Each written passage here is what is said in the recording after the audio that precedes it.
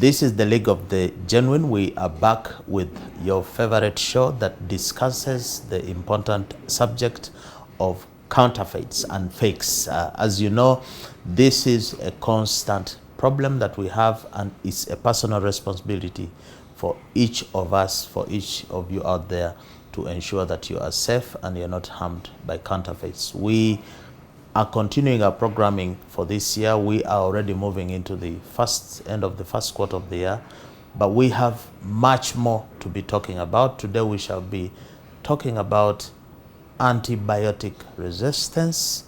Antibacterial resistance is a form of faking. It's caused by either fake antibiotics or fake usage of the antibiotics. We are joined here by a professor who is knowledgeable about this subject. Join me in welcoming Professor Denis Byarugaba. Professor, you're welcome. Thank you. You are a professor of microbiology. Yes. What does this mean to the ordinary person listening to you? Isn't this something for academia? Is it relevant to real life? No, thank you very much, Fred. I'm pleased to be here to talk about antibiotics. And when we talk about antibiotics, we're actually talking about chemicals or things that are anti-biological things. In this particular case, we are talking about microorganisms. Microorganisms are organisms just like human beings, but they are very, very small, and we can't see them with our naked eyes.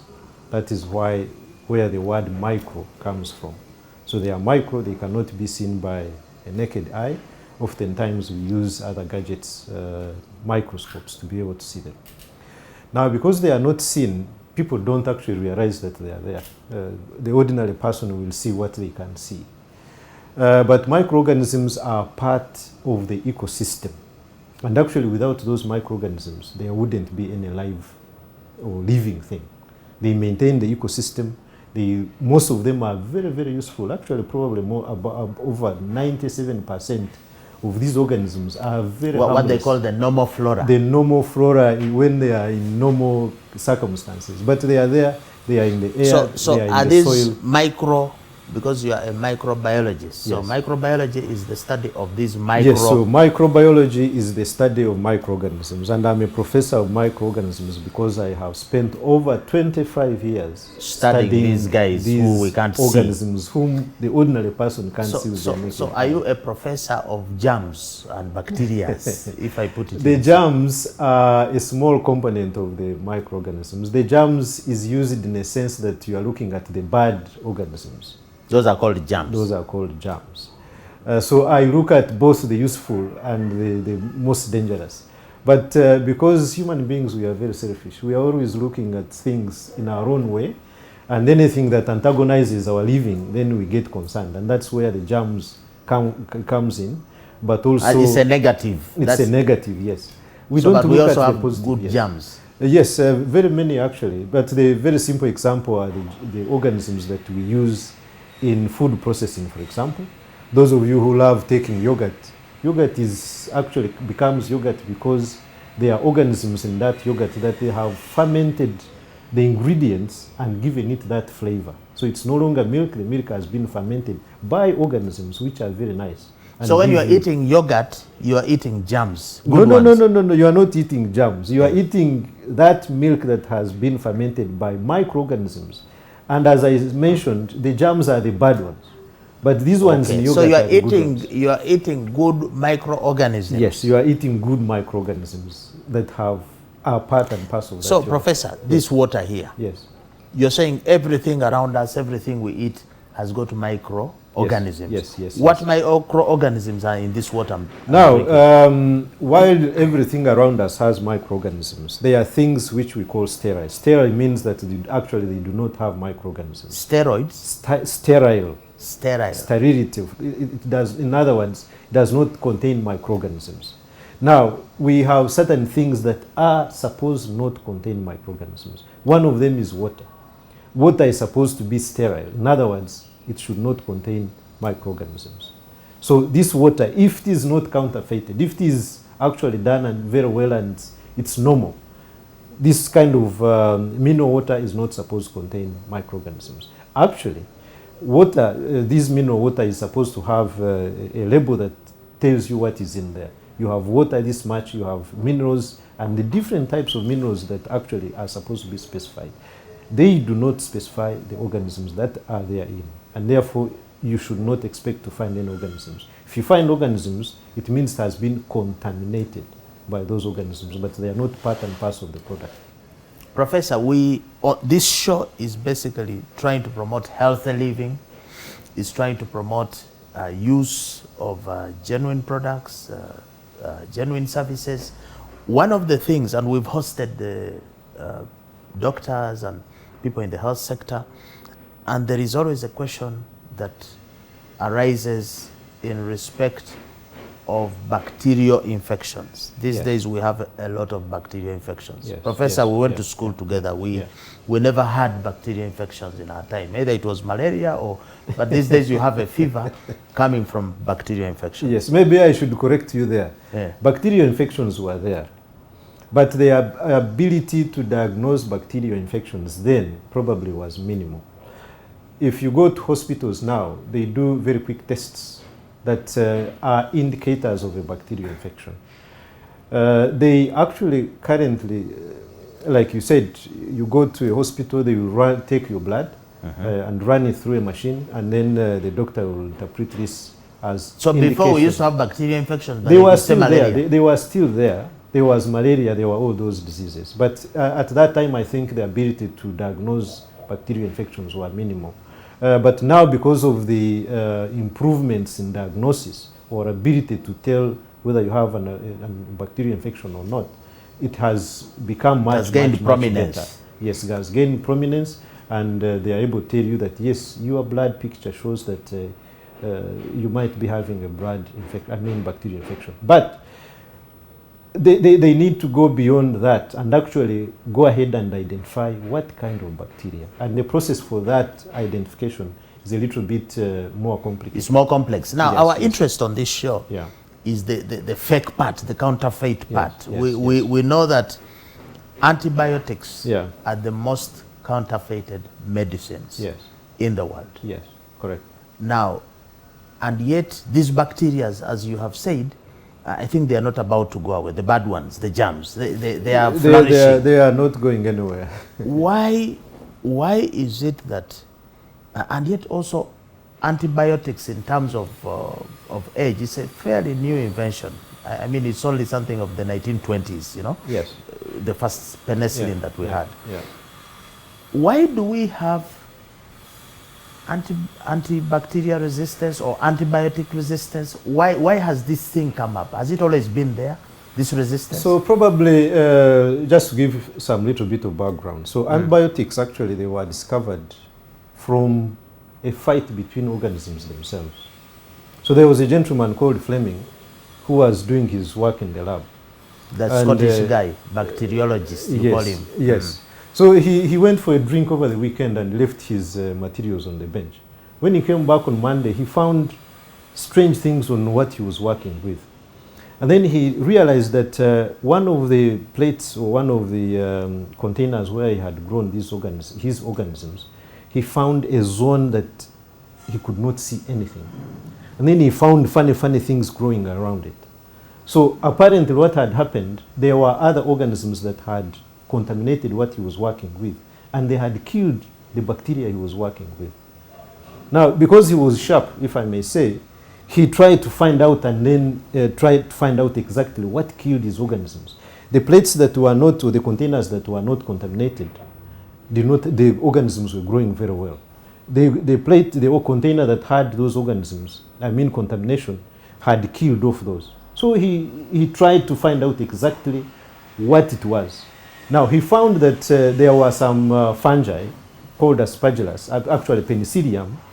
We called it penicillium. It is a fungal substance that had produced certain ingredients which had dissolved into the food where he was growing, where he was growing those bacteria, and they were killing the bacteria. So there was a fight between this fungus Like And Russia and Ukraine are fighting. So Exactly. even these germs have their fights. Yes, they have those fights all the time.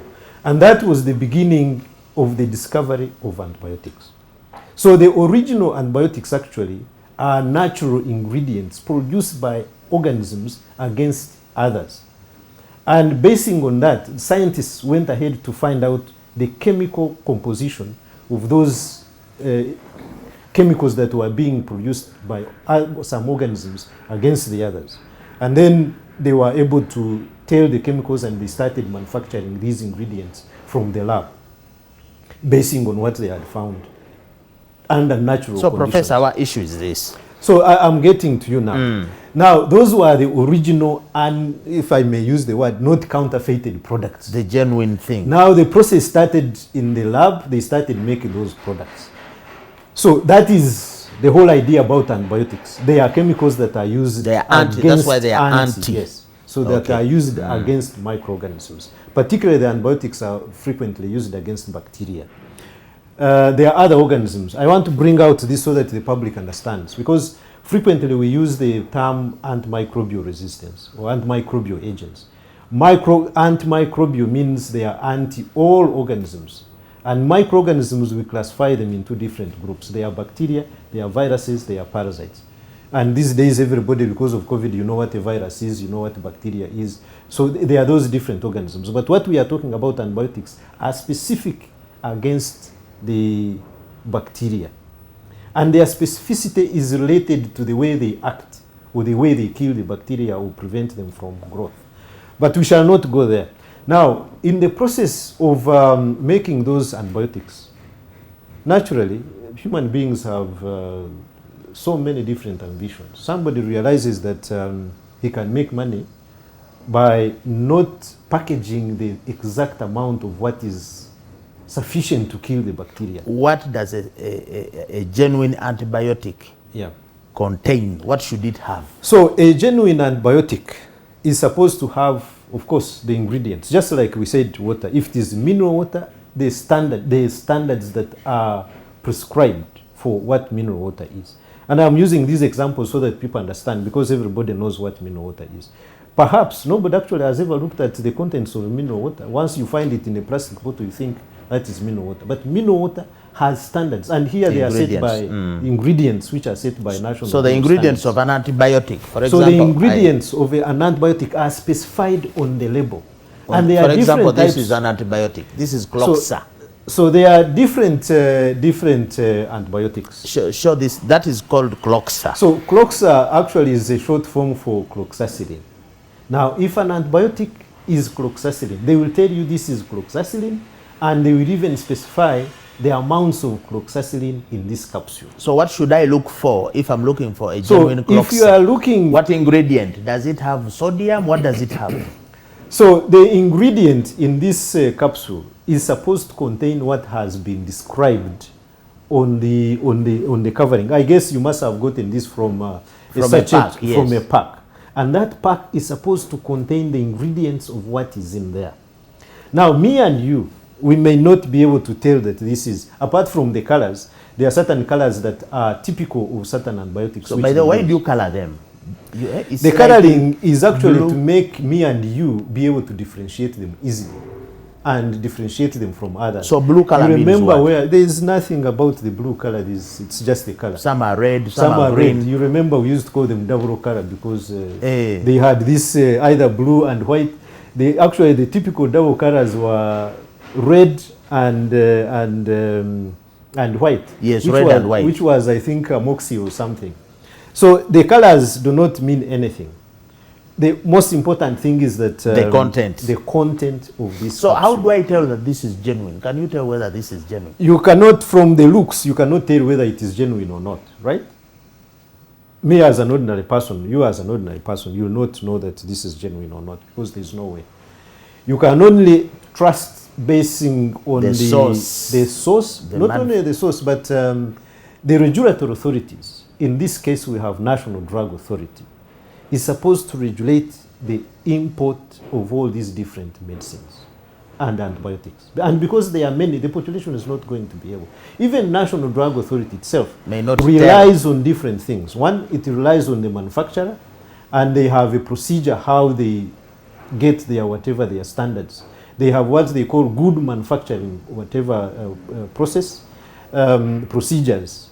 Before they license any medicine, they must make sure that the manufacturers meet the minimum standards. Doctor, Professor, we have to take a break. But why do you medical people give us those plastics? You see the capsule is made of plastic. Yes, is it digestible? Is it biodegradable? These are digestible. They wouldn't be exposing you to any danger. It can be broken down. Yes, it can be broken down. Yes, this is why even when you take it, you don't see it in the poop. It's broken down. They use materials that are friendly to the body. That is synthetic, I think. This could be synthetic or otherwise, so it's not dangerous to your body. Otherwise, it will never have passed the standards because they don't want to expose you to any danger. We need to take a break. We are having a conversation with the Professor Byarugaba. We are having a discussion on antibiotics resistance or bacterial resistance. We're going to take a break, and when we return, we continue our conversation to understand this issue of antibiotics and how we need to use them properly and safely.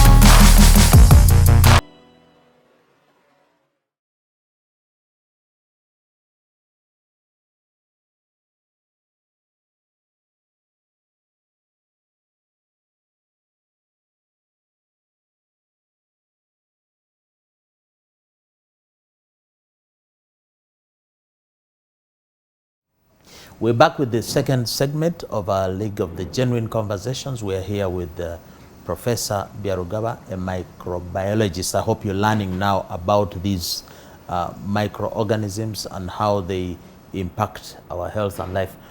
Professor, we're talking about antibiotic resistance, but I hear some people saying bacterial resistance. Is it the same thing? So it's just semantics. So as we mentioned, antibiotics act against bacteria. Okay. And then bacteria resist antibiotics. So sometimes they are used interchangeably. Antibiotic resistance, it's the same thing really as bacterial resistance, just that you're interchanging it whether from the drug perspective or from the bacterial perspective. So how can somebody avoid antibacterial or antibiotics resistance, and how does it present? How does it manifest? When do you know you have this resistance? So I think that's a very important question. So like I mentioned, antibiotics are used or are generated or manufactured to treat bacterial infections. So you have a bacterial infection, let's say you have a wound, and you've seen people with wounds and he's infected with bacteria. They will either give you an injection that contains certain ingredients of an antibiotic, and that content is going to move to the site of infection and kill the bacteria. Or some actually act differently. They will prevent the growth of that bacteria, and then the body itself will kill them because they are not dividing fast.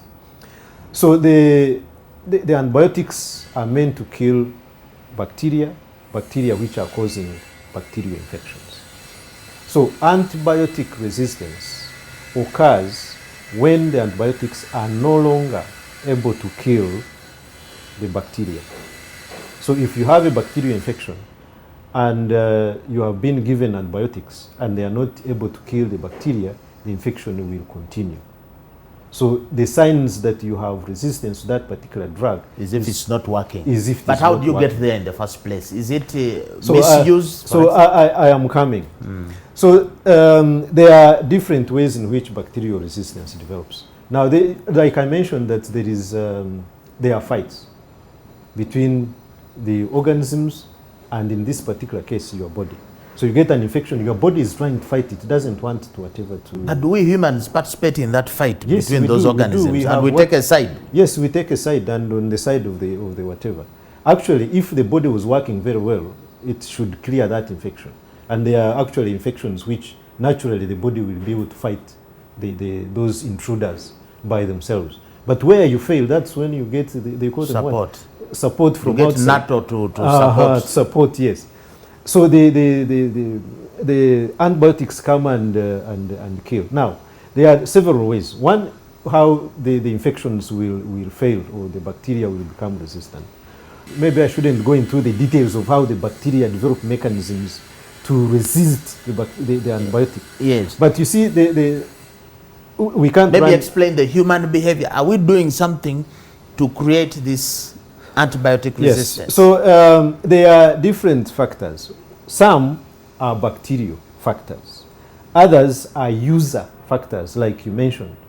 If an organism is supposed to be sensitive or to be killed by an antibiotic, and a certain amount of antibiotic, say you are supposed to take 5 capsules of cloxacillin, 1 in a day for 5 days, and you decide you take 2, and you kill off some of those fast-growing organisms, and then you feel a little bit better and you stop there.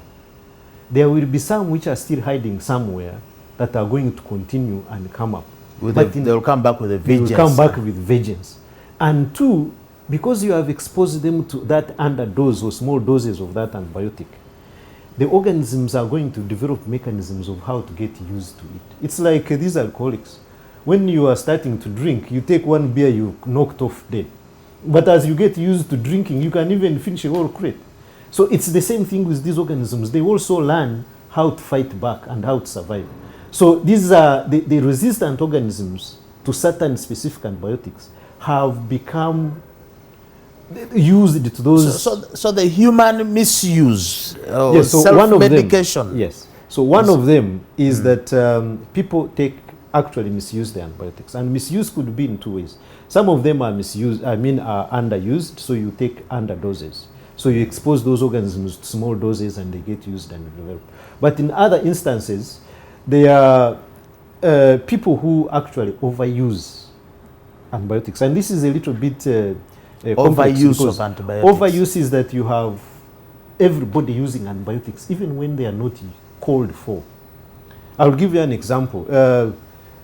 Like I mentioned earlier, antibiotics are used for treatment of bacterial infections. But sometimes you have a flu, which is not a bacteria. It's viral. It's viral, and you take an antibiotic.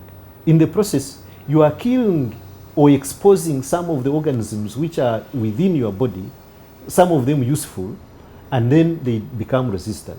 And then when they become resistant, when a bad guy comes and joins them, they share that information and they give it to them. So those, we call them resistance genes. They do an alliance. Yes, the genetic basis that gives them that ability to resist is passed on to their other friends. Just like when you are a father or your mother, you pass on your genes to your child.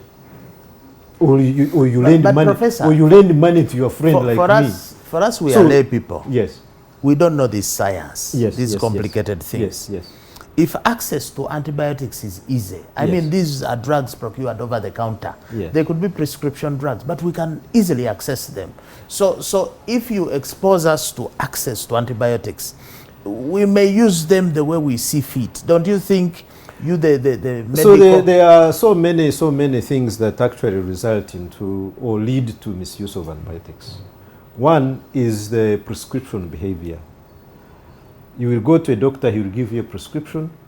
Sometimes actually, even when you are a patient, you doubt the doctor. You keep your prescription and go to the pharmacist and ask, I need Ampiclox because it's the one which treated the same infection or when I had the same size, the same signs. So you are disregarding your physician's instructions and deciding on your own. But even then, before even you go to the physician, many of us do what we call self-medication. Yes. So you just go and buy. Now, there is a law that prohibits actually access to antibiotics. By the laws, you are a lawyer. Yes, I'm aware of those laws, but I am saying the ease with which you are saying with self-medicate. Yes. But it is informed self-medication because you go to your pharmacist and they will say, have this antibiotic, 400 So let me get to that. Now, and I'm bringing this up because you are a lawyer and you're supposed to be part of the legal network that's supposed to enforce some of these laws. Now, you are not expected. One is that actually the sale of antibiotics is restricted. Antibiotics are not supposed to be sold over the counter, and they are not supposed to be accessed without a prescription, which means that I shouldn't be accessing an antibiotic without a doctor's prescription. A doctor who has examined me and says you have this infection, this is what I'm recommending for your treatment. And the dispenser or the pharmacist is not supposed to give you an antibiotic without a prescription. I have had the opportunity to actually talk about resistance with pharmacists. And I was very, very glad that after some of those talks, some of them, not very many, when I confessed. No, not confessed, but I tried to go back and ask an antibiotic. And I was very, very glad that one of them said, no, we cannot give you an antibiotic. You need a prescription. I was very, very glad. So we need to talk more about some of these things, because if all the drug outlets said, no, we are stopping to give out antibiotics if you do not have a prescription, then you have no access. And therefore that route of misuse. So, Professor, you are saying under no circumstance must you get an antibiotic without a prescription. But I will put a caveat on that. We have what we call access and excess. So you have areas, for example, in Moroto or remote areas, where there are no pharmacies that are manned by pharmacists, and there are no doctors to give prescriptions. What do you do to those people? Are you going to tell them, yes, we cannot give you medications? You have to travel 50 kilometers or more to be able to get a prescription from a doctor and then take it to a pharmacist who is going to read it for you. So those are excused? So we have to make sure that while we enforce the law of restricting antibiotics, we also maintain access to those that need them and make sure that they get them. And that's where we have had a very big challenge. Originally, and both in the human and veterinary sector, it's the same law that you have no access. But at some point, actually, in the veterinary sector, one of the ministers, I think it was Wabiha then, authorized access to antibiotics by farmers because there were no veterinarians to do the prescription. And that practice, for example, has continued over a long time. A farmer will come to, we used to call it container village down there, where it was the central whatever location for buying medicines, a hub. And they would buy boxes and boxes of antibiotics, tetracyclines, penicillins, and all those. And it's not surprising that they no longer work because they were using them anyhow. For anything, any fever, they would inject those into the cows. But the same thing for the humans. You go to most of the pharmacies, you will get any antibiotic you want without a prescription.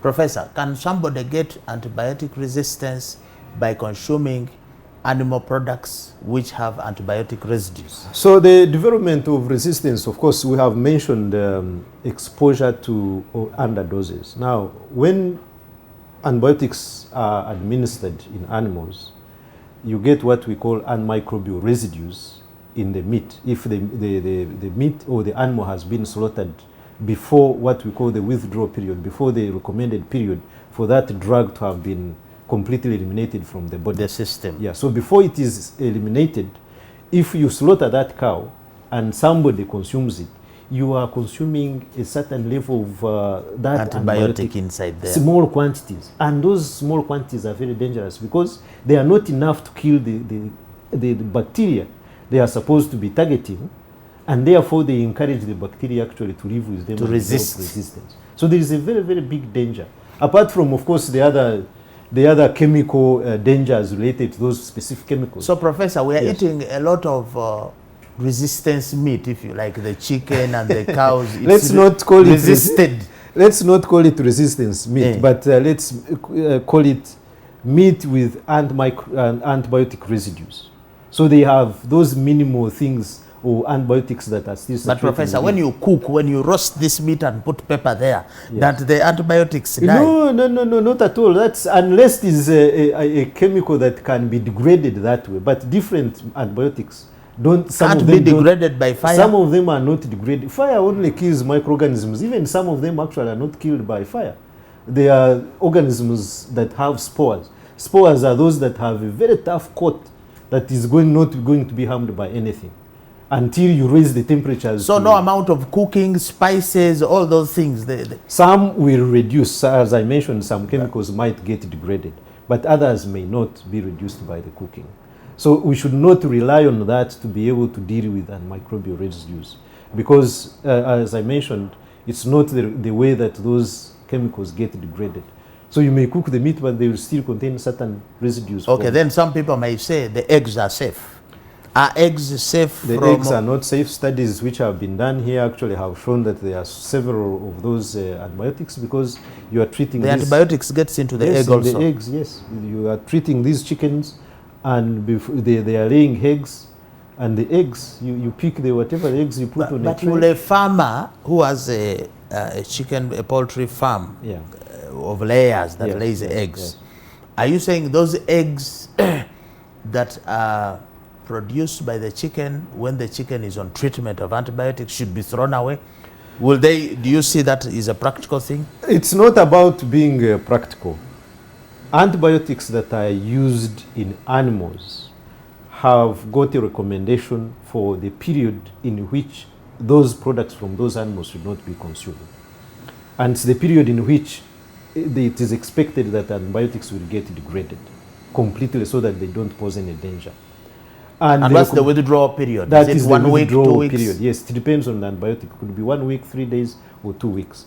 And it is recommended that during that period, those products should not be consumed. It's not about being practical or not, but it's about economics. It's about the safety. It's about the health. But me and you go and buy eggs. We don't ask where these eggs came from. What about the milk? Does the milk have the same thing with milk? If you are treating a cow that is milking, you're supposed to wait until that recommended period is over. And it's really, these studies that have done picked milk from these areas have all shown that these residues it has antibiotic residues, exactly. And that brings resistance and makes us sick. Yes, exactly. So Professor, how can somebody tell that this egg, this milk, this meat has antibiotics. Is there a way, does the milk or meat look purple or something? So these are things that you cannot do as an individual, but there should be government surveillance programs that are supposed periodically to take samples, for example, from meat, from eggs, from milk, and give or provide information and say, for example, milk from this farm is not safe for human consumption. Or actually put guidelines and enforce them to make sure that the farmers can adhere to those. For those, actually, for the farmers that take their milk, for example, to milk collection centers, it's very easy to do. If you bring your milk and they do a very quick test and does not conform to the standards, they reject it. And that is very easy to enforce. But products like eggs, where you do not have a central processing facility, if you are taking them to let's say, a bakery or something, or for other products, they may be able to check because they have certain requirements. But for these that are sold on the open market, it would depend on government programs to sample them periodically, just like these are the standards for all different Professor, products. which government body checks the eggs we eat? So the eggs, I think, is supposed to be checked by, I know in the Ministry of Agriculture, there is a Department of Veterinary Public Health, and supposed to make recommendations. But I think the food products are supposed to be checked by Uganda National Bureau of Standards, working together with the Ministry of Agriculture. So the ministry makes standards, and the standards bodies are supposed to make sure that they periodically pick samples of these products and check them. So I think for now it's Uganda Bureau of Standards. Yeah, Uganda National Bureau of Standards that's supposed to be doing this. And they should check both for those residues as well as actually in some of those products, the organisms themselves, because some of them, like I mentioned for water, for example, which is expected to be sterile, if eggs are supposed to be sterile or free from certain bacteria that cause infections, they are supposed to be doing the same. Professor, we need to take a break. This is League of the Genuine Conversations. We are continuing with our discussion on antibiotic resistance. It is a form of counterfeiting, a form of faking.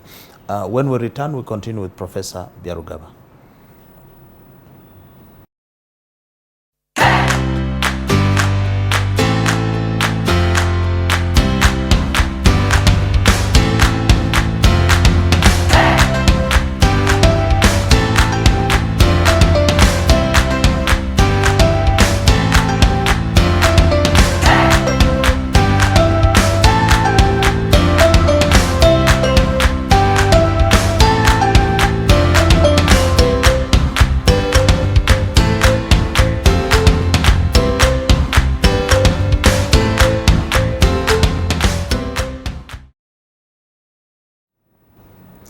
We are back with the last segment of the League of the Genuine Conversations. We are here in conversation with Professor Byarugaba, a microbiologist. He deals with all these germs and bacteria. Professor, from our conversation, it looks, it's like a basket case really, because if the milk, the eggs can have antibiotic residues and cause issues for us, maybe somebody may say, okay, me, I'm a vegetarian, whatever antibiotic resistance is in animals and eggs and meat doesn't concern me. Does plant health also use antibiotics? Yes, that's a very good question. And like I mentioned, microorganisms are everywhere. Now, interestingly, it's a whole ecosystem. So we know that in some places, farmers may use antibiotics to kill off certain dangerous pests. Pests. Antibiotics in pesticides, in herbicides? No, they are different. Those are different chemicals. But the herbicides and other pesticides also have got antimicrobial effects. In most cases, they are used for these larger insects and other things. But they also have an impact on the small organism, the microorganism we talked about.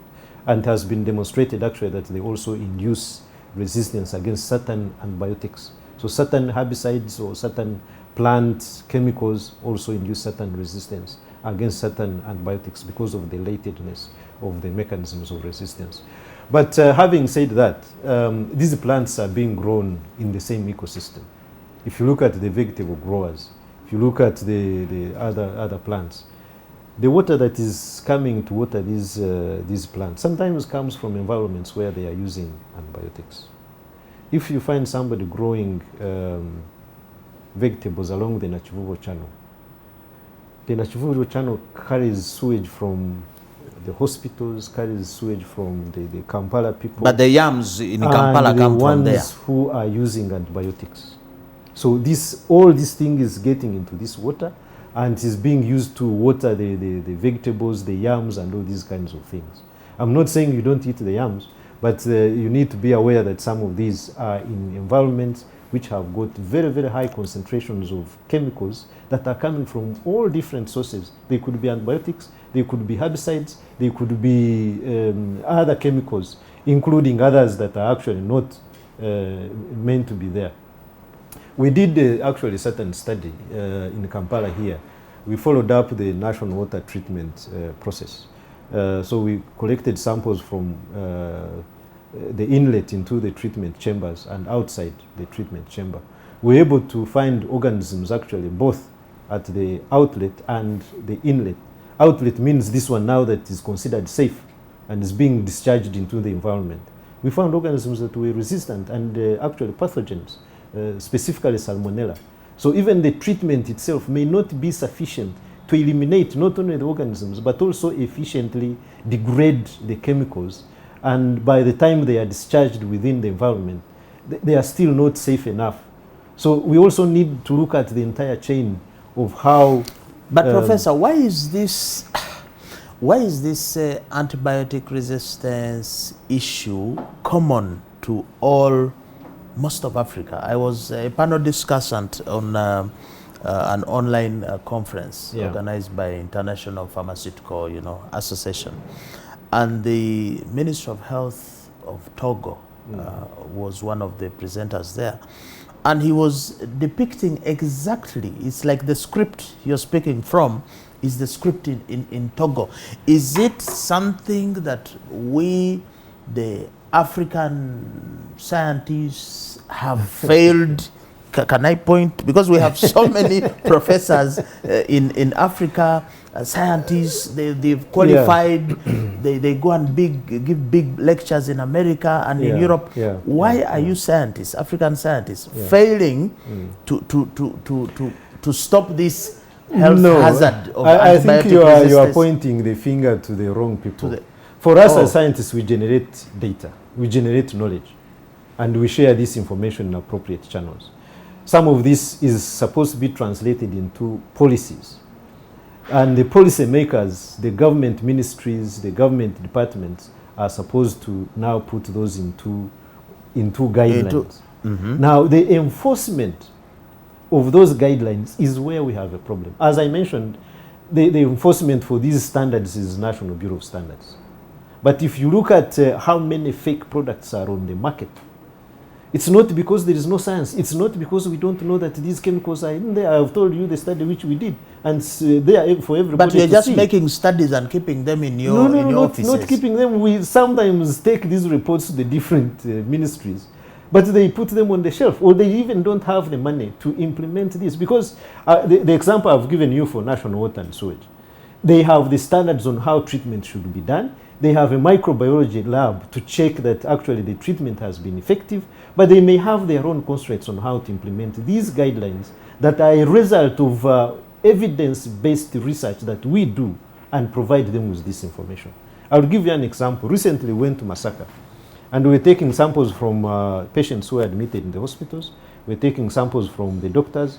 We're taking samples from the caretakers. We're following them into their homes to check whether actually in their homes, taking samples from animals and environment. The whole idea is we wanted to find out, do we have organisms that have become resistant and where are they coming from? So that we can come back to the hospitals and tell them, you know what, you doctors, probably you need to make sure that you are washing your hands very well before you touch different patients. Or maybe if you have been to some of these healthcare settings, particularly now that it's going to start training, you find the places are full. They are full. Some of the patients are sleeping on the verandas.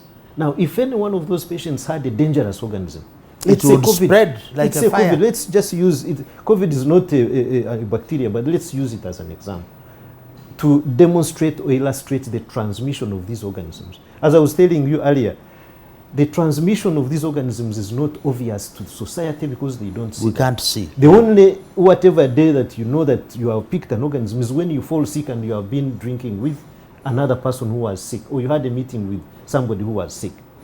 And the reason is because there was transmission.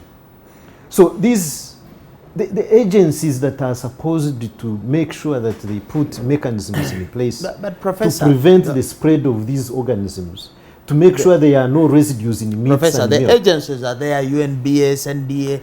But for example, like yourself, you are a distinguished academician, you are a member of the National Academy of Sciences. If you look at your objectives, they are very flowery to support the nation with the science. What has the National Academy of Sciences done to push back against some of these fake things? Thank you very much. It's very good that you have brought in the Uganda National Academy of Sciences, where I'm privileged to be a member of the governing council. And Uganda National Academy of Sciences actually provides evidence-based advice to government on things like that. We spearheaded the development of the National Action Plan on antimicrobial resistance for the government, and we handed it over to them for implementation. When was this? That was in 2018. That's when it was launched, in 2018. And following that, there has been a lot of resources that have come in to support its implementation. One of them was to do surveillance and check, do we actually have these organisms that are resistant, or you scientists are just telling us lies and importing data from elsewhere? And this data indeed has shown that you have these organisms. So yes, the scientists, the Uganda National Academy of Sciences, are generating this information. Where we have a very, very serious challenge is the public awareness, to create that massive awareness within the population, to ensure that everybody knows. Next time that a person goes to a pharmacy, you know, I'm going to buy this antibiotic, and this is the danger. If you go to Frieka, for example, sorry to give names, but all of us knows that Frieka is a pharmacy which attracts lots of people. And if somebody, or probably most of the people, go there and get antibiotics and they are not using them very well, all of us are contributing to this problem. And it is an individual responsibility to all of us to make sure we, first of all, make ourselves aware of the dangers.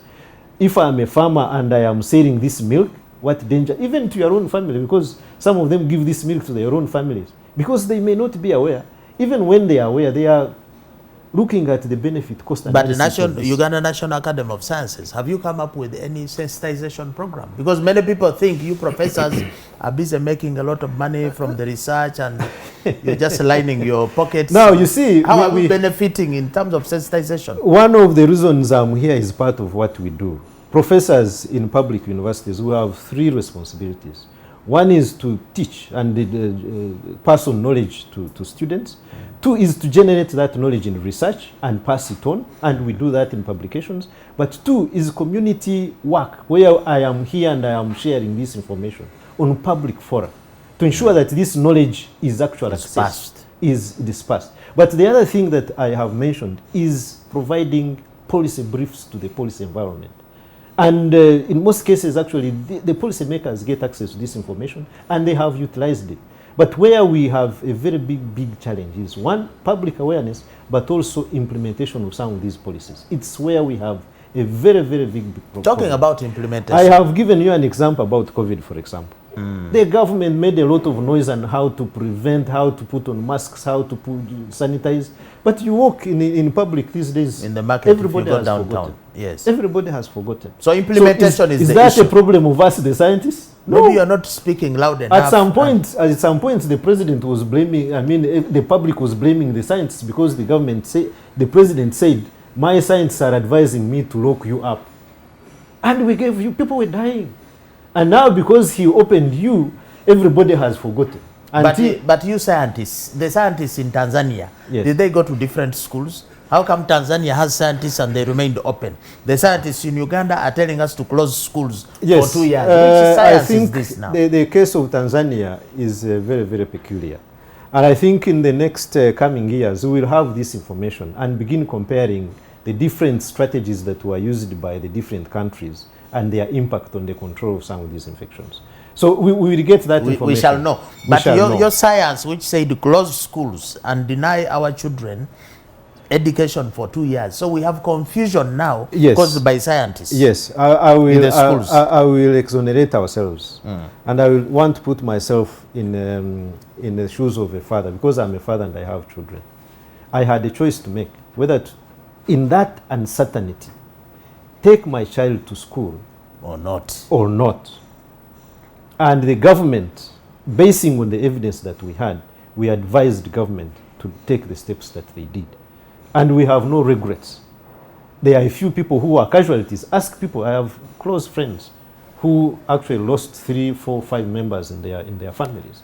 And you cannot tell that. We all did, yes. Yeah, you cannot tell that. But other countries, kids were going to school. How come? Other countries made different strategies. And because of the response to the population.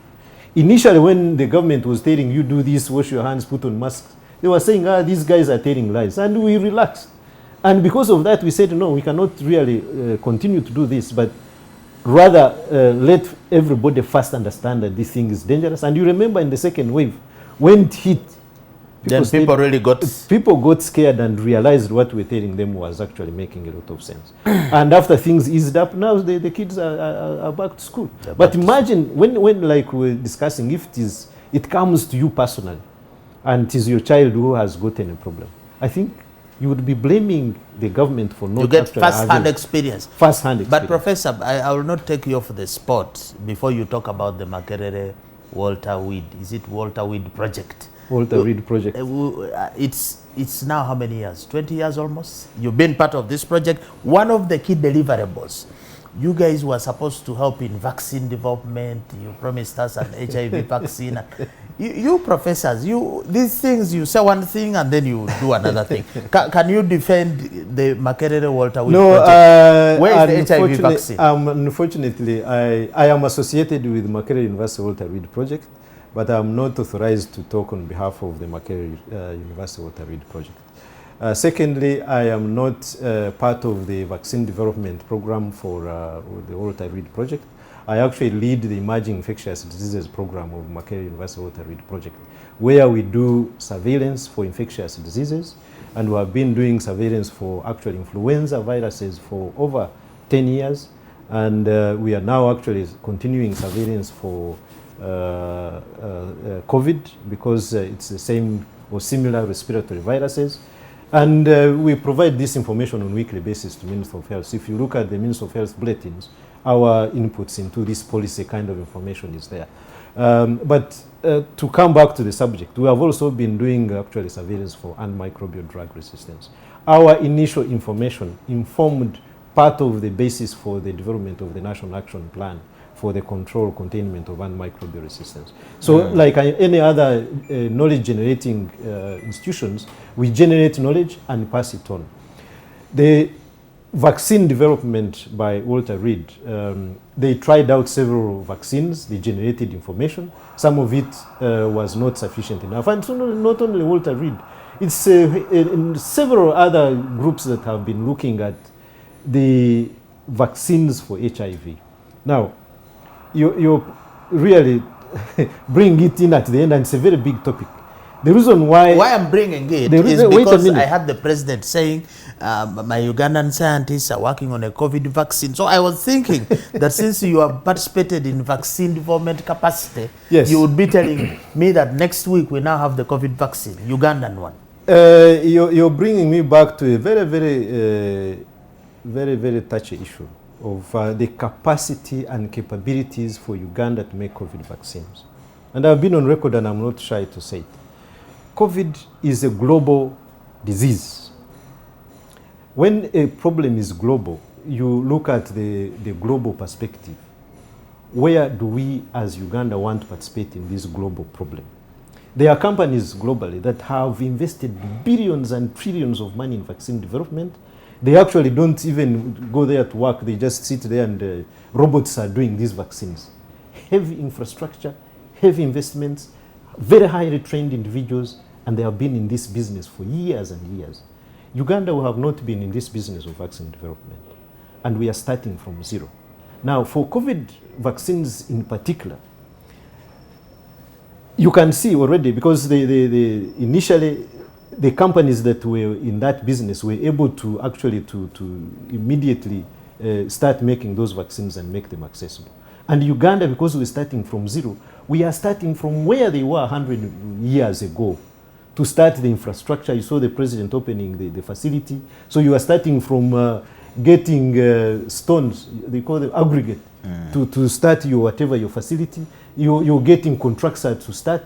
It's very, very good, because then we are also starting to create our own capacity. You saw the hoarding of vaccines, and most developing countries were not able to access vaccines because we had no capacity.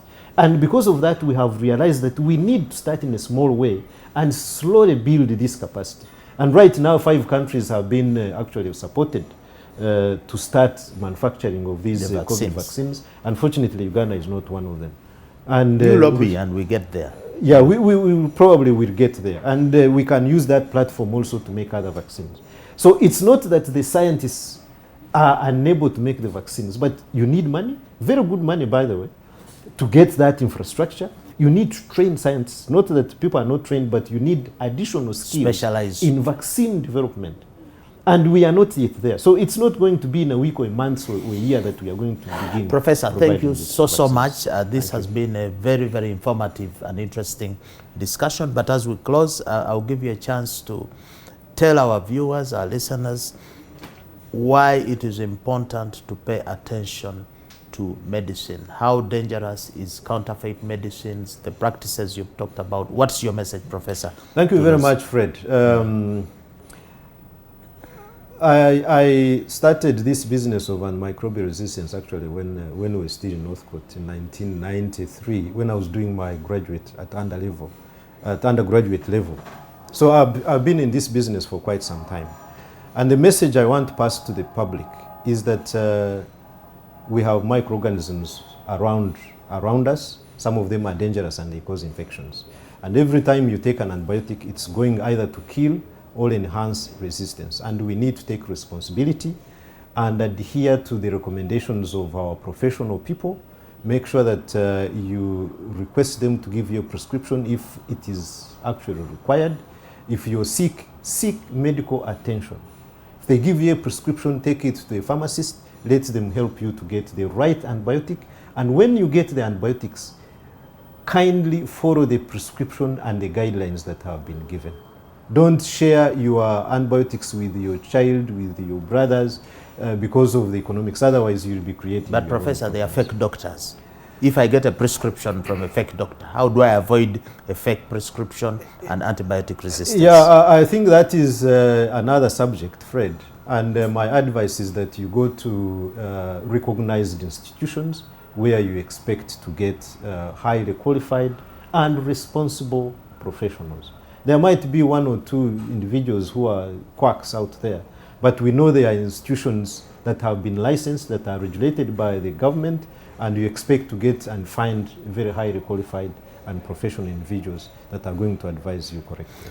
Thank you so much. That has been Professor Denis Byarugaba, a microbiologist. He's told us about the issues around these microbial, you call them microorganisms, or microorganisms that help us in our health, healthy living, but also can be a danger, and they are a source of a lot of disease. He has talked to us about the use or misuse of antibiotics and how antibiotics resistance comes up. The most important thing is self-medication is not good practice, is not good behavior, it's actually fake.